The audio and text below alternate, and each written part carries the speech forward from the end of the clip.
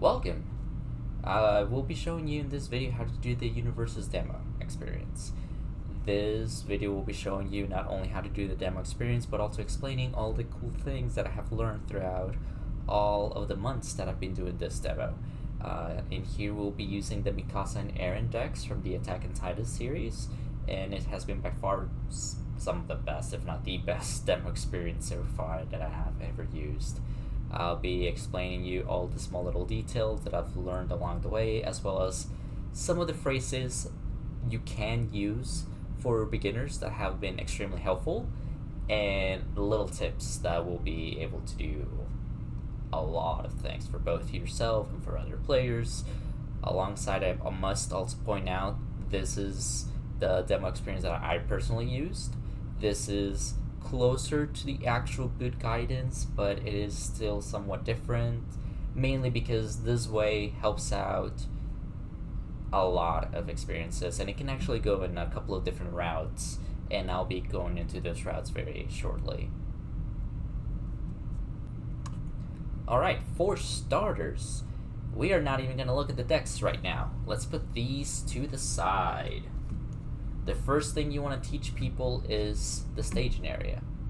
Now, you always ask players, hey, have you played any card games before? And generally, like 95% of the times, they will tell you, hey, I've played Magic, I've played Yu-Gi-Oh!, I've played Pokemon, any of the big names, and that's okay.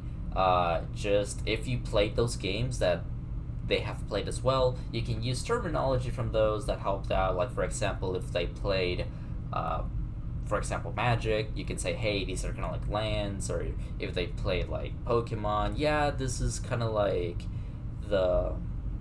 this area for that, or this is your energy, or this is the lost zone.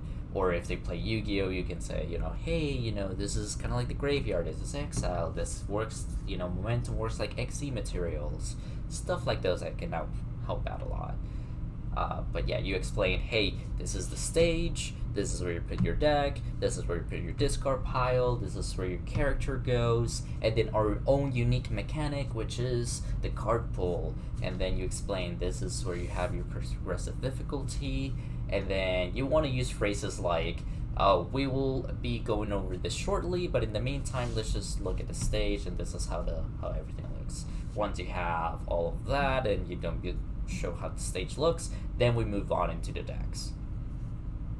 Alright, now that we've got the stage talk out of the way, now we can move into the decks. Now, as a demoer, one of the things you have to make sure all the time is that the decks are in order. My camera probably won't show this very well, but if you notice in here in this corner, it's going to have a number. This says number 35 right here. However, you're going to make sure that everything here is going to have the order number from 1, having number 1 being here on top, all the way down to 34 over here down at the bottom. In this case, gotta double check, hey, cool, everything looks in order. Alright, and then we do the same with the Eren deck. We go put this on the side and double check. Because once the demo is over, then a lot of times you either forget to put it back, or people will come in, sit down at the table, and out of just natural instinct they'll start shuffling. So a lot of the times you just want to make sure, hey, is the demo deck all correct? Because once it's in order, everything's gonna work the way it should. This is a scripted demo, and it needs to go flawlessly. And the only way for that to happen is A, everything's in order, and B, hopefully everything within these steps go exactly as it should. Even if they don't, you're still gonna have a great time. You're still gonna be able to teach. The world is not gonna end, but for the best possible scenario, this is a good start to have. Alright, now that we double checked that everything is in order, it's time to play some actual games. Now, as a demoe, you're gonna be always using Mikasa. Mikasa is gonna be the one that you will use every single time. Now, if there's another player that comes by, let's say that it's two people show up and both want to play at the same time, that's cool. You don't demo, you let them both demo, but no matter what, Mikasa will always go first. So in this scenario of Mikasa and Eren, Mikasa will always go first, and Eren will win the game. That is how it's supposed to go if everything goes flawlessly. Even if Eren doesn't win the game, then he will be the one with the last turn. So in this specific scenario that we are doing in this video, let's say that it's a demo-y and somebody new. So in this case, let's put Eren to the side and let's focus on Mikasa, because this is how you are going to be seeing the game. Now, as you begin the game, you explain, hey, this game consists of a lot of different cards, however, there's only 3 most important ones, which is characters, foundations, and attacks. Now, out of those ones, we're going to go into the first type of cards, and we explain, hey, this is a character card. The main thing you need to tell them is, like, characters are going to be A, your character is the one that represents the whole deck, B, it has 2 little symbols, which implies the hand size and the life. So I explained, hey, this little green symbol is the hand size, which means you begin the game with 6 cards in your hand. And then the little red symbol is your life total, which means you're going to begin the game with 15 life. Cool. So now that we explained that, you go in and put this on the side, and as you explain it, let's say that you're explaining, hey, our life starts with 15, so you put a little counter that goes here, so that way you know, hey, this is going to be 15 health as we play the game. We can use something, let's see if I have something here on this side. I'm pretty sure there's bound to be, let's say this little cool die. There. That's our life counter. And then you explain, hey, this is a 6 hands character, which means we go ahead and draw 6 cards for our hand. As you explain that, you point out, hey, Eren also has 6 cards in your hand. Maybe you should also draw 6 cards. Cool, so they're gonna go ahead and draw their 6. So, in your hand, you're gonna be seeing 5 foundations and 1 attack. I mean, you could explain and have an open hand size, or you could keep it closed. It doesn't really matter. You just wanna have to ensure that you have this in your hand. Alright, now that we have our hand and now we know how it looks like, we go ahead and explain the player, hey, this is a foundation. This is the next type of card that I need to show you what it is. And you specifically show the 3 difficulty foundation, mainly because it's the first card that we have to play. I mean, if you look at the number, it tells you this is the number 1 card. Usually in the pamphlet tells you play them by numerical order, which helps out a lot in case you ever get confused or lost. However, again, if you keep practicing with this video, you should be able to just get it done with a couple of tries. This demo experience, I want to say, after doing it like 3-4 times, it just gets stuck in your head and it's a repeated process. Again, it can also go in many different ways. I'll go into whatever other ways as possible, but I will go with scenario number 1 right now, which is the best possible scenario in the head. And I will go with the other possible scenarios, and feel free to cut back into this video, but we'll just be going into scenario number 1. Now, as scenario number 1 goes, this is the first foundation that you want to explain. And then you explain, hey, foundations have 2 numbers. An orange one here on top, and a blue one down here at the bottom. You explain, the orange one is called difficulty, how hard it is to play the card, how much does it cost to play the card, how much you need to spend to play this card. There's many ways to explain it, as long as you explained this is the cost and how much it needs to be played. That's the difficulty. Then you point out at the blue number, and then you tell them, hey, this is the control or check. Both terms are correct. Now, I usually explain and tell people this is how you pay for that cost, and that will make sense here in a second.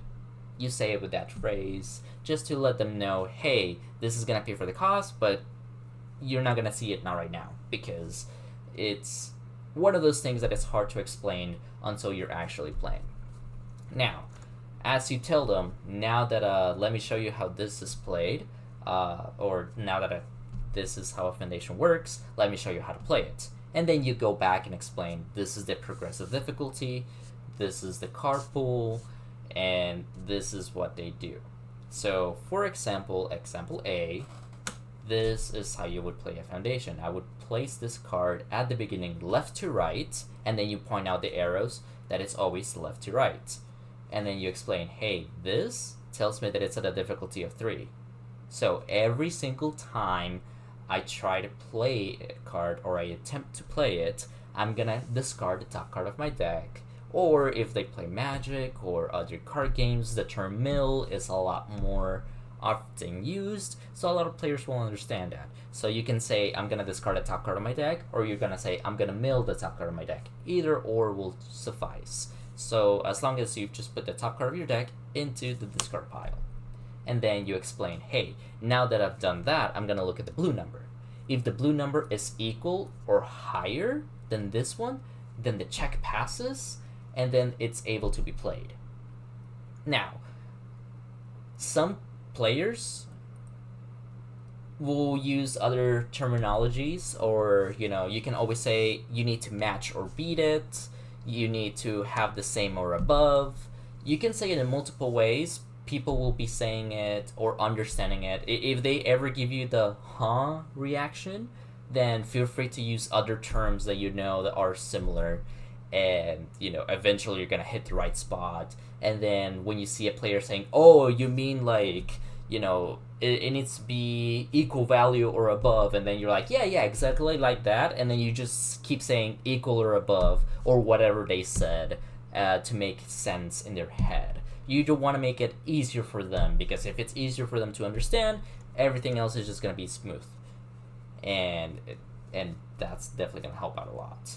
Now that we have this played, we're going to go with the next card.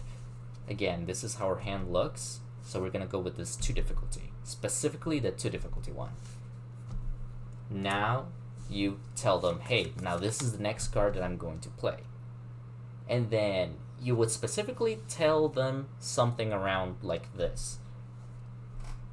Normally, this will be a 2 difficulty to play, but now it is the second card in the card pool, which means it gets a +1 in difficulty. So 2 + 1 is, and then you wait for an answer. A lot of people, sometimes it takes them seconds because they're trying to figure out what's going on, but majority of the times they'll tell you, oh, it's 3. So as soon as you hear 3, you're like, okay, cool, it's 3. So let's see if we can get a 3 or higher. Cool, we got exactly a 3, right on the dot. And then that usually clicks with other people. Then if not, you do the same with the next one, which should be the 1 difficulty foundation. And then you go, okay, let's try this again. 2 + 1 is 3. Cool, good job. Cool, we got a 3, so we should be okay. A lot of the times, I tell them as well, even if you don't have the card pool, you can always count how many cards are behind it. So we have the 1 difficulty, and then how many cards do we have behind? We have 2 cards, 1, 2. That's, people ask, why is it like that? What is the number? You just tell them, hey, that's how many cards are behind it. And that helps it a lot. And then pretty much you keep going, again, with the 0 difficulty foundation. At this point, you could use either or, the 1 or the 0. But I personally like to use the 0 diff, because you keep them with that train of thought. You want to go on a 3. 0 + 3 is 3. Cool. I got a 5, so we should be good.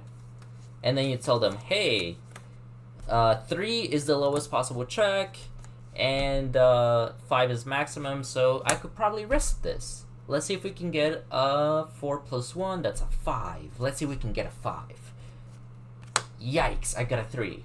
And then, one of the best scenarios, I explain it exactly with this phrase. Okay, I needed a 5, but I got a lower number. The moment that happens, my check fails, and when my check fails, my turn is over. And on top of my turn being over, the card that I was attempting to play, it just goes away. And now that it's the end of my turn, every card that passed the check gets built into my stage.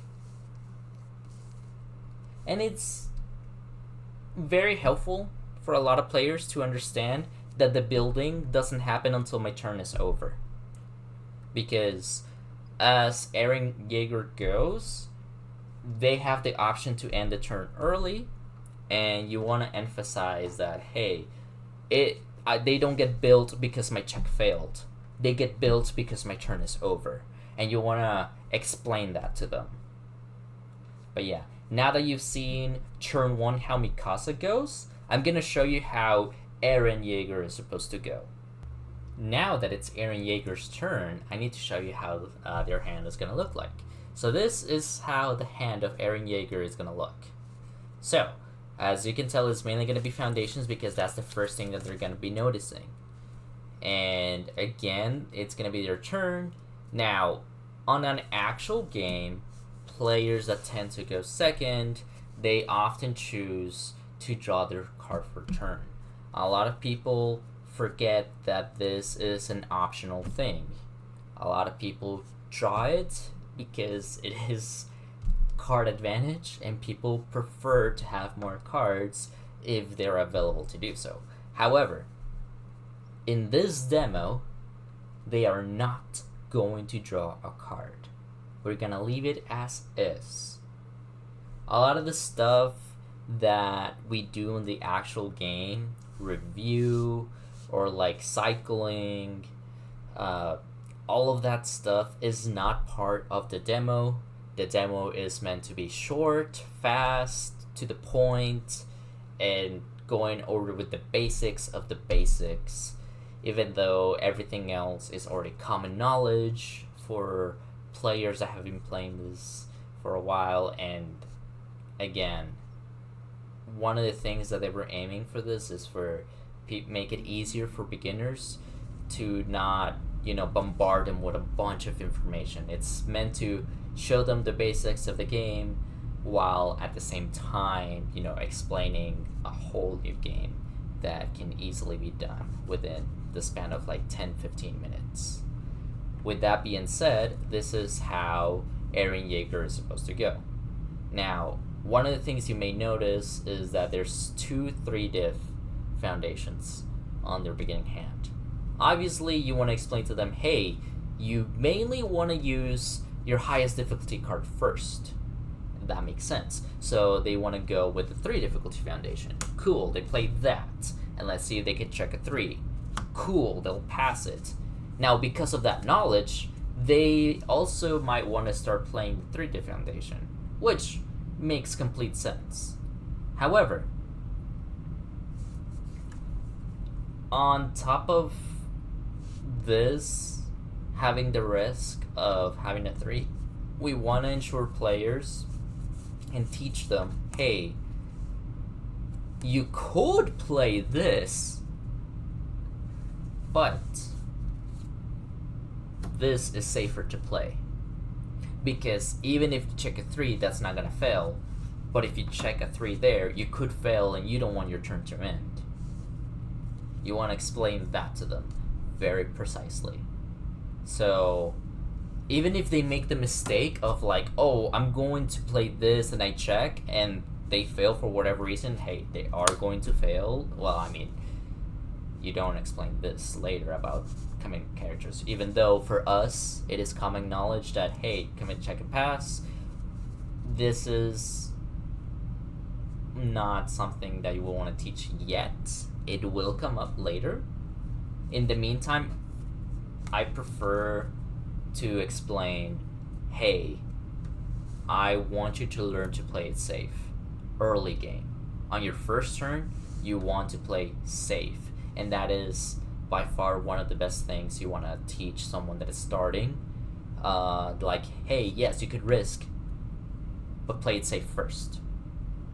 So a lot of times, even if they do this and they check that, I tell them, hey, why don't you just put this back into your hand and play some, like, do you have a 2 in your hand by any chance? And they'll say like, yeah, I have a 2. Yeah, play the 2, because then that way you'll safe, and then I'll just pretend it never happened. Just make sure you don't go beyond 3, and then you should be fine. So with that being said, you're gonna try to aim for 3, so that it's like 2, 3, cool, passes. This is on a 3, cool, passes. And then you tell them, hey, now that you play all your safe checks, now you could risk it because you could get a 5 and you should be fine. And then they're like, well, okay. They look at their hand and they generally want to play this one, and they'll go, alright, cool, let's play this on a 5. Let's see if we get it. Cool, I got it. And a lot of people get super excited because, hey, I was able to build 5. And then some players will be like, oh, it's not even worth to do this. At that point you explain, yeah, you're right, you will be wasting a card because the highest possible check is 5, and then on top of that, you might want to keep some cards in your hand, and you will know why later on, very shortly. You want to emphasize you want to keep the card in your hand. And they're going to be asking, well, what do you do now? And then you tell them, hey, at this point, you can just choose to end. You can choose to end, and now that it's the end of your turn, you can build those foundations. So they'll go, oh yeah, alright, fine, I'll build. So they'll put your hand to the side, and then they'll start building everything. And then you can explain to them, hey, it doesn't really matter where you put them, as long as they're somewhere visible on the board, that's fine. So feel free to just tell them and make sure, hey, this is how building works, and we're gonna go into how a turn begins. Now, one of the big things that I completely forgot, you want to explain players when going with Mikasa that your character starts committed. You explain that committed is the same as being tapped or anything. I completely forgot to do that, but just make sure that you do that when you begin the game. You want to make sure that explain, hey, Mikasa starts committed, the last why. You're just like, hey, whoever goes first, that's how the characters begin. Some characters can have some powerful abilities, so going first, you won't be able to use those abilities, and that is why you're only focused on building turn 1. Now, going back to the character as well, you explain, hey, now that it is the beginning of turn 2, I have 1 card left in my hand. And then you explain, in other card games, you draw 1 card for a turn, in others you draw 2 or 3. You tell them, not in this game. In this game, you point back at the hand size and you ask, hey, what's the hand size of my character? It tells me 6, right? So, for the beginning of my turn, I'm gonna draw until I have 6 cards in my hand. And then on top of that, you tell them, hey, also, now that it is the beginning of my turn, I'm gonna ready Mikasa. So you ready Mikasa, and then you have 1 card in your hand, and you're gonna draw until you have 6. So you draw 5. 1, 2, 3, 4, 5, 6. Cool. And then you explain, and you generally want to use something similar to this. Now that I've shown you how to play Foundations, I will show you the final type of card that I want to show you today, which is attack cards. And then you explain, these are attack cards. They are normally orange in color. However, if you ever get confused about what type of card it is, it tells you down here at the bottom. Same with Foundations, same with characters. You explain, that's the best way for you to find out what a card is. You also want to explain, hey, on top of that, attacks that have these 2 little numbers, but I'll be going over those numbers here in a second. In the meantime, I'm going to show you how to play an attack. So let's go ahead and put this in the card pool. Now that it's on the card pool, which number do I need to check?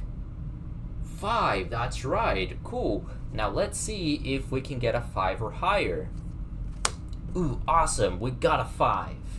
So, now that the attack is on play, let's look at these 2 numbers. This is the speed. This is the damage. Speed tells you how hard it is to block. Damage is a little bit self-explanatory. So you want to explain damage. If successful, that's how much damage I'm dealing to your health. And the whole point of the game is to get you all the way down to 0.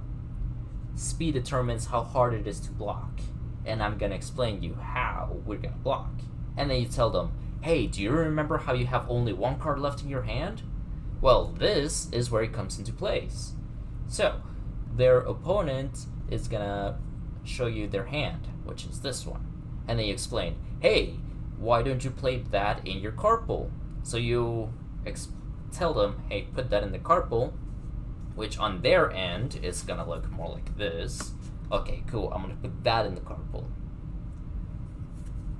And then feel free to grab the card just to kind of like show them, or like grab yours and putting next to them, just so you can explain, okay, blocking works like this. My speed right now is 5. And then your block modify, or your block tells you what?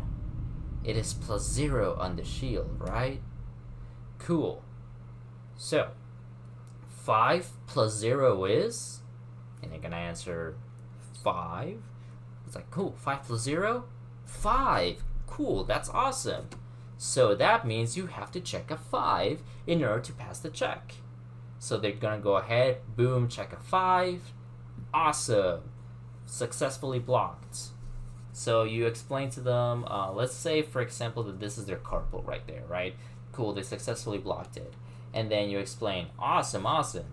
You blocked now my attack. However, you have no cards left in your hand.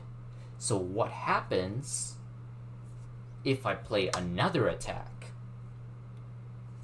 So let's say if it passes, I need a 5 plus 1, that's a 6.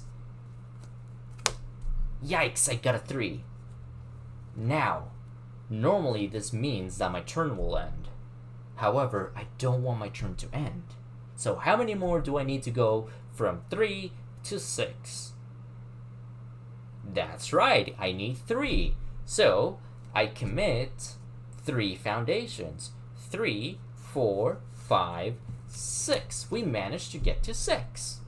And then you explain, hey, this is why they're kind of like lands, this is why they're like energies, whatever you want to explain to them. You pretty much want to say, congratulations, this is, you finally understand how foundations are used. The more foundations you have, the more cards you're able to play. But in the meantime, my attack is now on play. So it is now being sent to you, and you take 5 whole damage. So their life goes from 15 to 10. Cool. Awesome. You took 5 damage. And then you explain, okay, now that my attack is finished, I could continue. However, I think I have very little foundations left on board. Let's look at our hand. We have 2 difficulty 2s and 2 zeros. In this specific scenario, we are going to build both of the 2s. So this one and this one. So let's go ahead and build this one first. And then that one is on a 4. Let's see if we can get a 4 or higher. Awesome, it passes. And then we're going to build this on a 2 plus 3. That's a 5. Yikes, I checked a 3. Oh no, but I don't want my turn to end. And then they're going to look at you. A lot of the times they look at you and they're like, oh, you cannot pass it. Your turn is over. You don't have enough foundations to commit. And then you explain, hey, I can pass the check. Why? Because I got 3, 4, 5. I can also use my character to pass the check. At that point, they're going to be like, whoa, that's amazing. I didn't know you could use your character like that, or that's awesome. You know, you're going to have, even if they don't say anything, they're going to have that expression. And that is why I generally don't like explaining passing the character to, or committing the character to pass the check until we teach committing foundations to pass the check, because it's kind of like, it's within the same range, and it's like, whoa, okay, cool, now we know what we're doing. Because if you don't explain what a foundation is and what it's used for, then explaining that you can also do the same with a character is gonna be like, you know, you're trying to explain a foundation without having a foundation on board, and that's too much of a hassle, and it's generally a lot more better to just do that. Now that this attack is being sent, Now that we built both foundations, you have 2 cards left in your hand. You have overcommitted. In this specific scenario, I like to build all foundations. This is on a 4, passes, and let's just put this to the side. That I built this on a 5, cool, it passes. And then you say, you know what, I don't have anything else, this is the end of my turn, so I ask the new beginner, hey, at the end of the turn, what happens to my foundations? That's right, they get built. Let's go ahead and build them in place. And then you go ahead and explain, now these 2 attacks, this one dealt damage and this one didn't. The one that dealt no damage, it just goes away, no biggie. Cool. This one dealt damage, which means I can either put it over here in the discard pile, or I can put it face down underneath my character, and that's called momentum. And it is very helpful that I explained that momentum is optional. The fact that you can put it into discard pile, or you can choose to add it to momentum, and then at that point, they're going to be asking a lot of questions. They're going to ask, hey, what even is momentum? And you explain, oh, momentum is another resource that you can use for a lot of cool stuff. It makes your attacks stronger, it makes your attacks faster, or they make you do a lot of other cool stuff like drawing cards, or you're able to make sure that you have more foundations on the field, or remove foundations. It has a lot of different uses. It's just another resource that you can use. If the player has played, other card games, you can use the same terminology. For example, those who have played Yu-Gi-Oh, I tell them, hey, this is kind of like an XE material, and that's all they need to know for them to realize that. Another question that they ask, like, oh, well, why would you, if momentum is such a resource, why would you not want momentum? Why is that an option? And then you explain, hey, once you're playing the real game, let's just say you don't have enough cards that use momentum, so you're just like holding attacks in the momentum, and some just like, hey, I have like 5 momentum already, and I know for sure I don't need that many, and I'm gonna need the cards in my discard pile, or whenever I shuffle it back into the deck. There's plenty of different strategies of why you would not want momentum. And, you explain, hey, it's something that you're not gonna see in this game, or in this demo, but something you will definitely see on an actual real game. So those are very important for you to explain that to them. Now let's look into the errand side. Now, one of the cool things that can happen during that interaction of Mikasa turn 2 is that, let's say for whatever reason they decided to not build this because they were scared of wanting to go and build one because they're like, oh, what if it fails and I don't want to lose my card for whatever reason. Cool. It's actually a cool idea for them to hold this. Why? Because let's just say that, for example, they didn't build this, so that means that card is still on top of the deck. And the check that was used to pass the block was actually that one instead, which is the one for last turn. And they're like, okay, cool, you're sending a second attack, and I am going to block now with a second block. This is a cool teaching opportunity to teach how progressive difficulty affects blocks, because cool, there you block the first attack, it's time to block the second one, and then they already saw at that point how you're committing foundations to pass the check on a difficulty 6 attack. So when that second attack is being sent, cool, block with this, and then you say, hey, my speed is 5 plus 0 plus 1, so that means it's a check of 6 that you have to make. So they're like, alright, cool, check a 6. They check a 5, and they're like, alright, cool. So 5, and you need 1 more to pass the check. Cool, 6. You pass the block successfully. So it's a cool idea if they pass the check or not, It's a different route that they may take, and no matter the route, you use that as an advantage to help you out. Hey, you work with what you got while still following the script. Those two scenarios are some of the best that I have seen. Usually it's some people will risk and build a 5 and just take the 5 damage, or a lot of the times they keep both cards in their hand and they choose to block a second time, and then you teach them a little bit better. So I like both scenarios personally.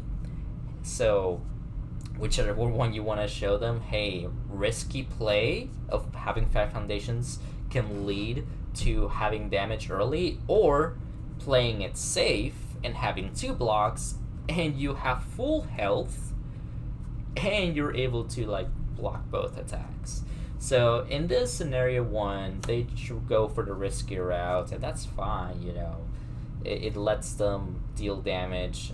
You can still able to explain, even if they block both, you can still explain, hey, both of my attacks dealt no damage, they just don't go to momentum, and when it's your turn or Aaron's turn to attack, you're gonna have no cards in your hand while playing a Mikasa. That is why I, like in the demo script, they don't explain, they just tell you, don't block. But that doesn't make sense. People that are smart, they're gonna realize, why are you not blocking, or like, what's going on? So usually I just build my entire hand to make it logical, to be like, hey, there's no way for you to block, so my attack will go through, and then I can explain about momentum. And then B, want them to choose to attack. Now, going into turn 2 for Aaron, let you remind them, hey, what does that character tells you in their hand size? It's 6. So they're gonna go ahead and draw 6 cards. And they're gonna draw 2 attacks. And it's always the same 2 attacks. Now, because I have no cards in my hand, it gives that incentive of, oh, you're defenseless, I want to start attacking too. So you let them attack. Cool. I attack that, I need a difficulty of 5. Cool, it passes. Cool, I deal 5 damage. And then I taunt them saying, oh, well, that's cool, but I'm so glad that you don't have a second attack. And they're like, oh, well, what can I do? That's on the 6. 3, that's fine. 4, 5, 6. I'm gonna send the attack. Even if they say, or they start thinking, oh, maybe I don't pass this, you remind them, hey, you have these. Some players will be curious enough to say, hey, what does this enhance means? If they ask, feel free to let them know, oh, that commit means to tap. So you would commit Aaron, and that means, hey, this attack is going to get more damage. And even if it gives, the 4 extra damage, you're still going to be alive, and the devil will still go as normal.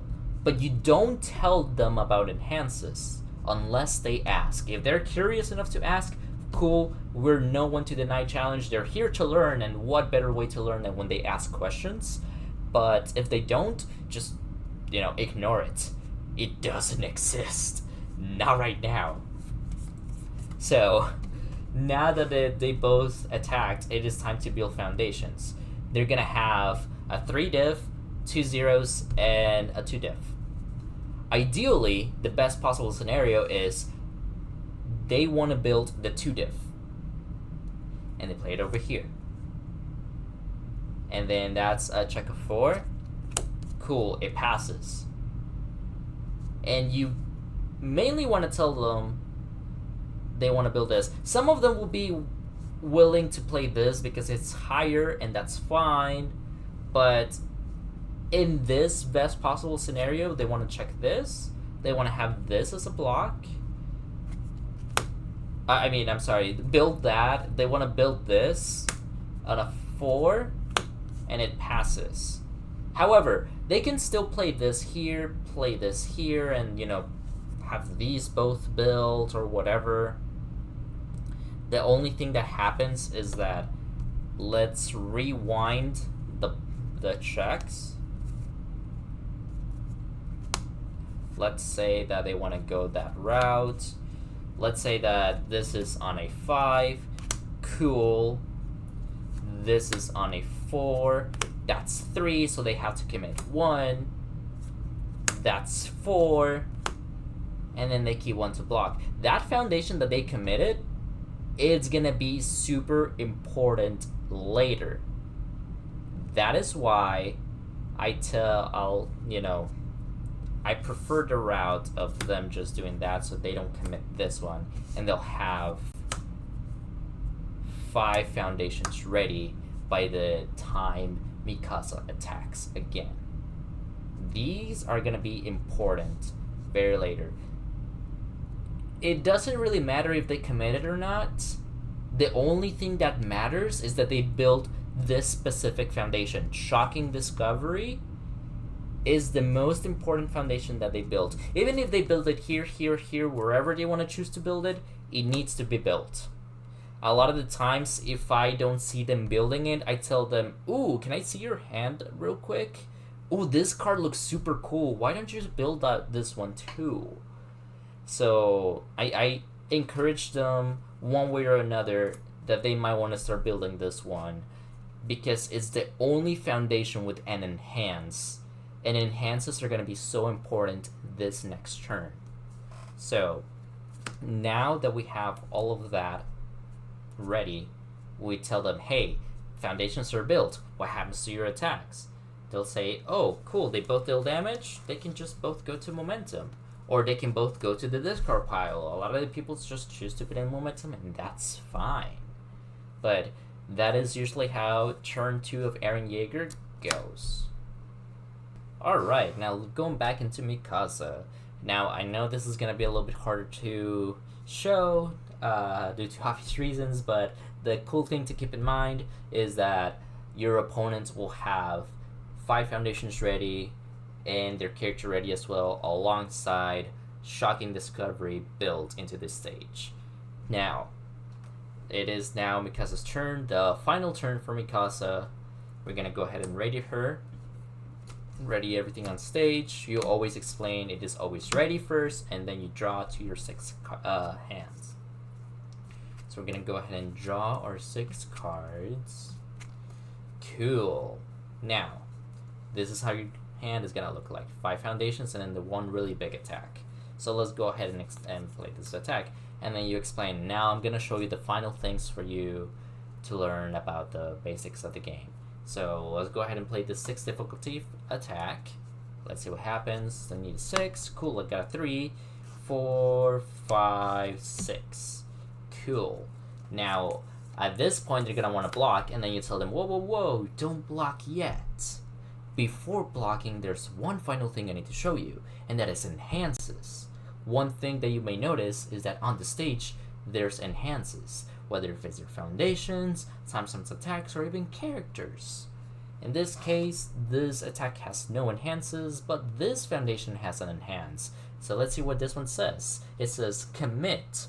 This attack gets +2 or -2 speed. So I'm going to go ahead and do that, which commit means to put sideways, commit, and then this attack will get +2 speed. So you grab counters, dies, whatever you want to use. Most likely at your events, you're going to have dice available, but the important thing is that you put whatever marker you want to use to make this +2 speed. On top of that, you're going to say, alright, cool, now that I just used an enhance, it is now your turn to do an enhance. This is why it is important for them to have Shocking Discovery in their side of the board. So at that point, you're going to say, hey, I have Shocking Discovery, I commit it, and this is going to get -2 speed. So cool, my speed is now back to 6. And then we're going to say, alright, cool, now that you chose that enhance, I'm going to do Mikasa's. Commit, my attack gets 4 speed. And then this 6 becomes a 10. So, and now that happened, you explain, do you have anything else? They're going to look into their board, you realize, hey, nothing here has anything used. Eren, oh, my attack gets 4 damage. This is not useful, so you're just going to say, hey, I have nothing. You explain to them, if you have nothing, you say you pass. And then they're going to say, I pass. Then it goes back to me. And then you explain, oh, well, let's look at the board. I have nothing either. I've used Mikasa, I've used all of this. I have nothing else. I pass. you want to explain. Enhances are pretty much back and forth, and until I say I pass and you say you pass, even though we have whatever, the moment we both say I pass consecutively, now we go into blocks. And you want to emphasize that. So, now that it is going into blocks, they're going to have the one card left in their hand. In this case, they still have that 3-diff foundation if everything in scenario A went accordingly. It doesn't really matter which one it is, as long as they still have one card left in their hand to block. But in this specific scenario, where they have all foundations ready, for the exception, in this case, they have, 4 foundations? Let me see if I can bring the board here in a second. So the board is going to look like this. One card in their hands, and in this specific scenario, again, they use Shocking Discovery. At the beginning of the turn, it was like this, and then enhances. They're like, oh, I'm gonna commit Shocking Discovery for -2 speed, and then they have 4 foundations in your character. So currently the speed is 10. So they're like, all right, cool, try blocking 10 speed, and you're like, all right, cool, I'm gonna try. So 10 plus 0, that's 10. So let's see what we get. We checked a 5. So they're like, okay, cool, how much more till we get to 10? Well, 5 more. 5, 6, 7, 8, 9, 10, because we can also use her character. And they're like, cool, awesome. You blocked it. However, there's a couple of gimmicks there. Now, before we go into explaining what happens, this is where it can be different between scenario A and scenario B. So this is scenario A. In scenario B, where they chose to commit they decided to build the 3-diff and then the 2-diff, and they had to commit one foundation on board. On that scenario specifically, they're gonna have 3 foundations and then 1, meaning they only can get to 9 and they cannot block. You still encourage them to try to block, even if they're like, oh, according to my math, even if I check the 5, I'm not gonna do it. You still encourage them to like, hey, try to block, because I'm gonna show you what happens when you fail the block. And you're like, all right, cool, try to block, check a 5, you cannot pass the check. So you explain, hey, this attack failed the block, so it just goes away, and you take the 6 damage. Because there's a lot of people that have the misconcept of, oh, I failed the block, but the block stays. And you want to explain, no, that does not happen. If you fail the block, it just goes away. So it's still a good learning curve, no matter which scenario they want to go, whether if it's A or B.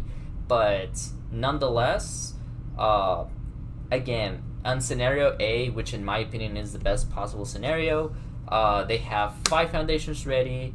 They use the 3-diff to block. Cool.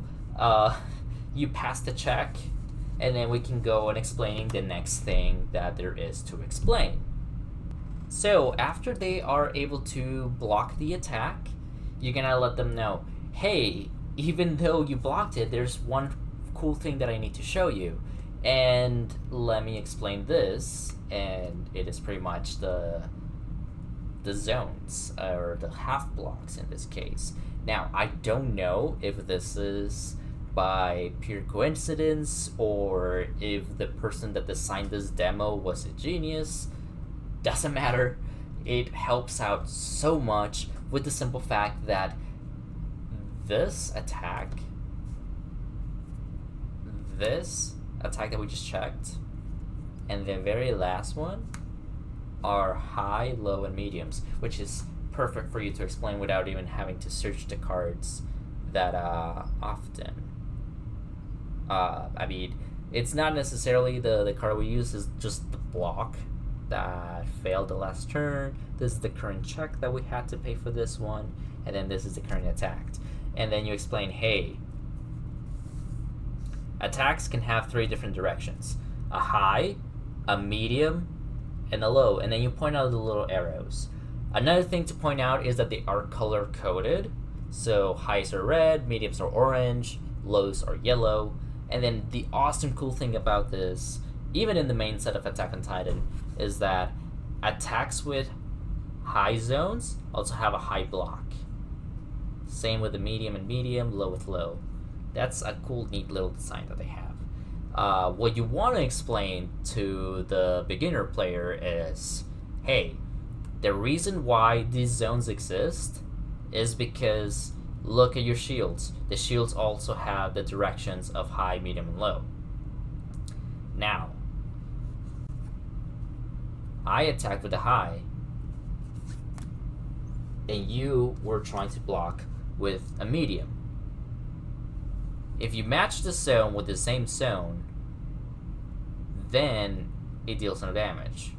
But because these zones don't match, you, even though you blocked it, you still take half the damage. So they take 3 damage.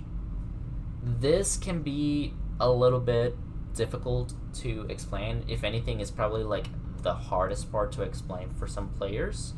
But I like to lay them out in this specific order, where we have high, medium, and low, and explain. After you finish explaining everything, you kind of like do a small recap. Just remember, same zone with the same zone is no damage. If it's an adjacent zone, meaning these two are together, or these two that are together, that's half damage. But if they're way too far apart, you cannot even attempt to block. Feel free to ask the players, hey, have you played fighting games before? If they have, it is so much of a better explanation, because considering this game was inspired and originally started with fighting games, that is the same mechanic as a block in fighting games. You want to explain the perfect block is the same as a parry, this is kind of like chip damage, and then this is kind of like the same as crouching and getting an overhead. For those who have played fighting games, that makes a lot of sense, and that's enough for them to understand this concept of blocking high, medium, low. But in this scenario, you explain, hey, I'm attacking with a high, you block with a medium, therefore they're different zones that are right next to each other, so it's a half block. So let's put these back in the order that they have, and then proceed with the game. And then they're gonna be worried because like, oh no, I have everything committed and I have no cards left. I'm gonna die. And you're like, no. If I had another attack, maybe, but not right now. Now, this is the important thing that I want to show. As a demoer, you're gonna have the power and control of Mikasa. You can easily build the rest of the cards and be safe because you know what's gonna happen. However, if it's somebody else, it might go into, again, scenario A or scenario B. We're gonna go again with scenario A and go with the for sure route so that Eren can win the game. So that way we don't go with scenario B with like, hey, both players are still alive and it's just the end of the demo. Womp womp. In the actual book, I believe they tell you just build one or pass, or have like a bunch of cards or blocks and then you choose not to block. That doesn't make sense again. So I figured this way is better for a demo experience. Now, scenario A is, look at this card, the world that the girl saw.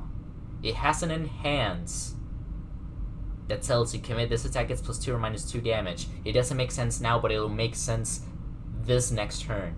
This is the card you don't want to build. As a demoer, don't build this card. Just don't do it. Build the rest. In whatever order you want to do it, you will pass the check no matter what. Just don't build this card. Promise me, don't build this card. If you are not the demoer and it's 2 people play him, let them do whatever, scenario A, scenario B, whatever they end up with at random, let them do whatever they want. But if you're the one controlling the game, if you're the one playing Mikasa, don't build this foundation. This is why. So, build the other 3 div. That's on a 4. Cool, 3, 4 passes the check. Let's build this one. This one is okay to build. That's on a 4. Passes. That's on a 4. Passes. That's on a 4. passes, we're gonna end up with one card left in the deck. That is fine. No problem. Keep this card in your hand. With that being said, you can just say, hey, it's the end of my turn. We build these. You're going to have a lot of foundations on board. That's fine. You want to explain them, hey, this is the whole point of the game, trying to have a lot of foundations. Now that both players know, hey, I have momentum, this is how you get momentum, you could go either route. Hey, I could put this to momentum at the end of my turn, but now that we know that that's a thing that we can easily do, I like just not adding this card to momentum, just to remind them momentum is optional. Cool, I'm just gonna choose not to have that, just so I can play it later, or whatever excuse I want to use. Now, in this case, before we go into the Aaron field, it is just a good idea to just look, what do we have in our field? Cool, we have this card in our hand, and then we have one shocking discovery ready, and then a bunch of foundations that just don't do nothing, and that is completely fine. But yeah, this is how the last turn of Mikasa should go. Again, this on being scenario A. Now let's move on into the Aaron board. One of the things that I always tell people is like, hey, what happens to your card pool at the end of the turn? Cool, now that the card pool is over as the defendant, it just goes away. And now at the beginning of our turn, we're just gonna ready everything on stage. Alright, so let's draw our hand for the final turn. As a reminder, Mikasa should be at 5 HP right now. Probably had a little bit of an oopsie last turn, but it's okay. It is fine. I make mistakes. We all make mistakes. And just, it's a reminder, Mikasa should be a 5, even though in the last bit, it was not 5. It was still with a little red pointer that said 10.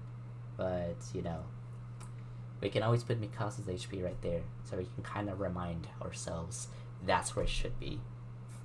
But cool, let's just have that now. I guess it would have been an awesome idea to have them both at all times, but hey, you know, it's fine. We're doing fine. We're doing great. Moving back into this, we are gonna be looking into how Aaron's hand is gonna look. It doesn't really matter. All of this, it's not gonna get played. This is the only thing that's gonna get played this turn. This is how the game is gonna end. So as mentioned earlier, Mikasa should be a 5. They play this giant attack. You encourage them. A lot of the times they're gonna be like, oh, you have a lot of foundations on that side of the board. I only have the one attack. I know you can block this. I don't know if I can. And you tell them, go for it. You know, I bet it's gonna be okay. And you encourage them, play an attack. Cool, let's see what happens. Now that I've shown you everything, how it's time to test your skills, see if you can do this. So they play that, they check a 3, that's fine.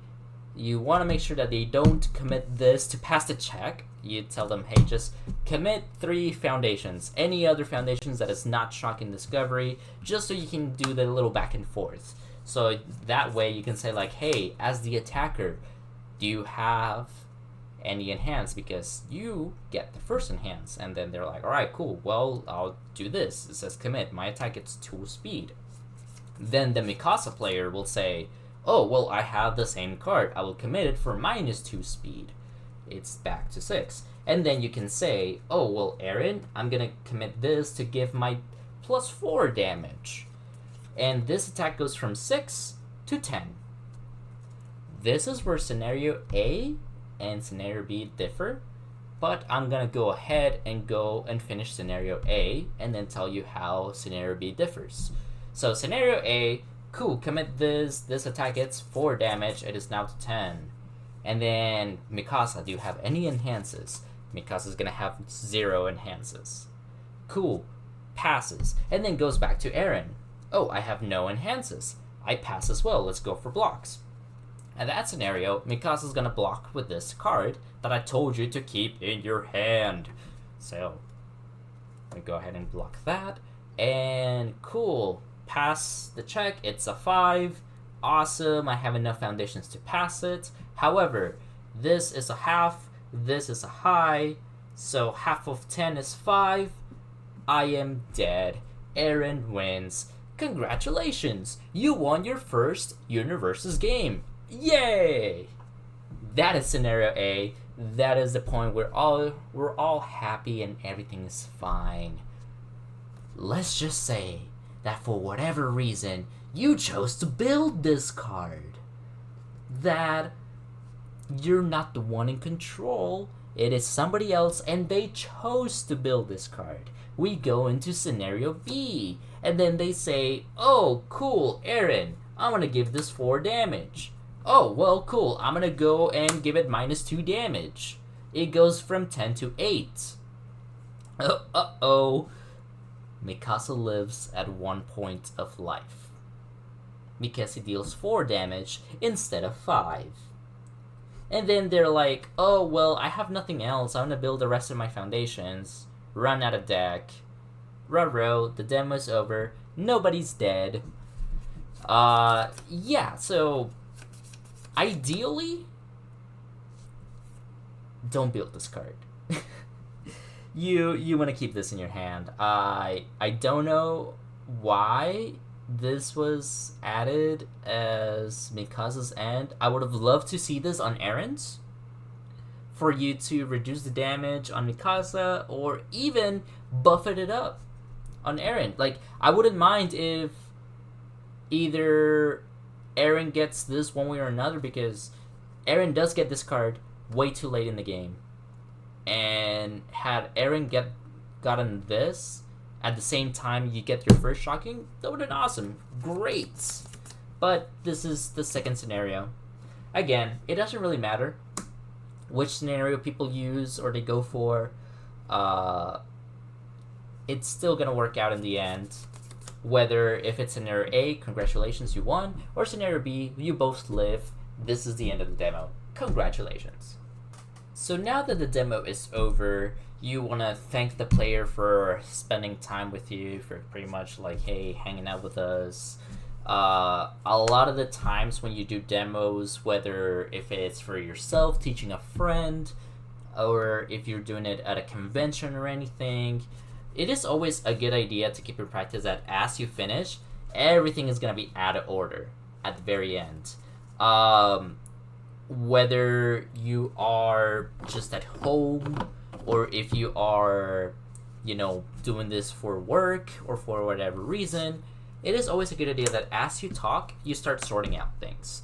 The best way or the fastest that it has helped me is that I see, for example, this is number 24, so I'm going to put this in the 20s. This is a 12, so in the 10s.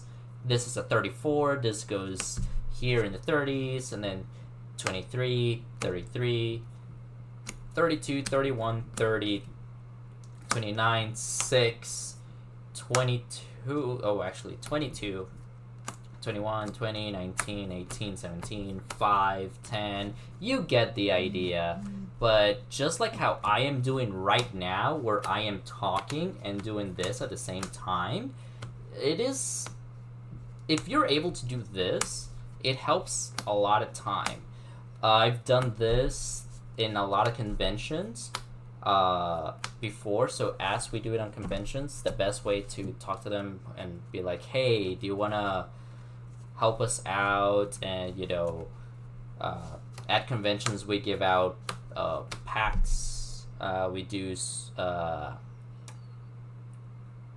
little QR codes for whatever the QR codes are for, in case it could be surveys, it could be join the local community or follow us in social media, all that cool stuff. So as you talk to them and tell them, hey, do you want to do this survey real quick? Cool. And then as they do the survey, you start doing this, where you start like organizing everything. So I put, in this case, once I got all the 10 or all the, the normal ones, the 10s, 20s, 30s, you want to start putting 1, 2, 3, 4, 5, 6, 7, 8, 9, 10. Number 1 down here at the bottom, and then you just continue that route. Same with this one, 11, 12, 13, 14, 15, 16, 17, 18, 19.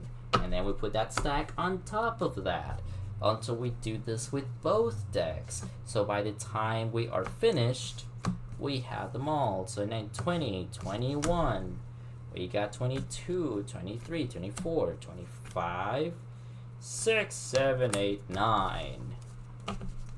It is all about having efficiency, and if you're working at a booth that is super, have a lot of people going on, this is the best way for you to both have the decks reset for the next person, and at the same time to have them, spending some time talking, asking the real questions. Hey, do you had fun? What do you think about this game?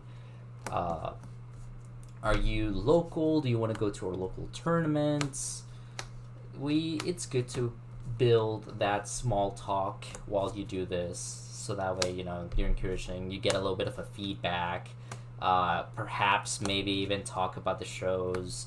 In this case, this is Attack on Titan, so you get to be geeking out and be like, oh yeah, I love Attack on Titan. I love how we finally have a card game that has Attack on Titan in it, and have all this really cool stuff to talk about. But in the end, that's pretty much how it goes. That is pretty much the demo. That is the basics of the basics. If everything goes flawlessly, it should be around 10 to 15 minute experience, depending on how many questions are asked, or if you're the one doing the demo, or if you have two people that are friends and wanted to demo at the same time, that is completely fine. It just, as long as you follow the main steps, whether if you want to go with scenario A or scenario B for any of the situations, in some situations you could have A, B, A, A, or, A, B, B, B, you can do whatever scenario you want, as long as in the end result, everybody knows what they're doing, everybody's having fun. Obviously, every scenario where it was scenario A is the best route, but even if it deviates and goes into different places, that is also completely fine. All that matters is we're trying to teach, we're trying to show what this game is about, and this demo explains the basics of the basics. Now, if they feel like they want to go into an actual game or a real game, cool, that's awesome. But in the meantime, those that want to learn and have a quick experience, this is it. Hopefully this was able to be super helpful. Feel free to review this as many times as you need to. And, thank you so much for watching. And hopefully I'll be able to be of help in the future.